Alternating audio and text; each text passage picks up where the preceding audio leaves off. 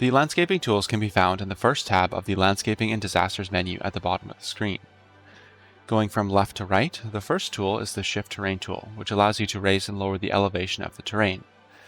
Clicking the primary mouse button will raise the terrain, and the secondary mouse button will lower the terrain. Next, the Level Terrain tool allows you to select a specific height and flatten the terrain to the desired height. Clicking the secondary mouse button will select the height, and then clicking the primary mouse button will apply that height to the area where the brush is. Third, the Soften Terrain tool will dull or round out any pointed or sharp terrain edges. This tool will eventually flatten out an area, as technically that is the smoothest, so it is best used at low strength, which we will talk about shortly. Lastly, we have the Slope Terrain tool, which allows you to create a slope between 2 points. Start by clicking the secondary mouse button to pick an endpoint, and then click the primary mouse button where you want the slope to start and drag it back to the original point. How steep the slope is depends on the distance between these 2 points. When using any of the landscaping tools, there are 2 things to be aware of: soil availability and modifiers. Both of these are pretty self-explanatory, but we will go over them quickly anyway. Soil availability is shown as a bar graph in the landscaping info view, which opens as soon as you select the tools. It will fill as you remove soil from the map and deplete as you deposit it. You will have to manage your soil availability as you modify the terrain by depositing excess soil somewhere to make room or removing soil from another area of the map to use where you are working. All of these landscaping tools are affected by the same 2 modifiers, brush strength and brush size. Both of these options are found to the left of the landscaping tools menu.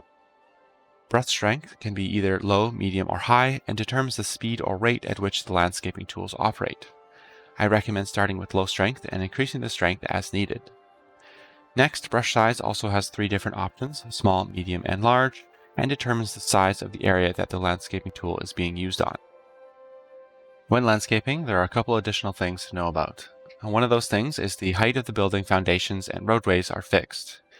If you are modifying the terrain around any of these features, you will have to replace or redeploy them to have the foundations rest on the new terrain height. And second, when opening the Landscaping Tools menu, it will put contours on your map, which are visual representations of the change in height. Sometimes these can be difficult to see, so you also have the option of the Terrain Height info view, which uses both contour lines and a color gradient.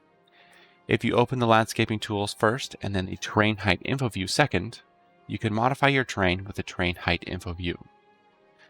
Now, this is by no means an extensive guide on how to use the landscaping tools, but enough for anyone to have a basic understanding of how they operate in order to get started. If you have any landscaping tips or tricks, don't hesitate to leave them down below in the comments for myself or others. And thank you all very much for watching the video. Please let me know what you thought about it down below with a like, dislike, or comment, and I will get back to you as soon as I can. Please consider subscribing if you haven't already for some more City Skylines content in the future, and I'll see everyone in the next episode.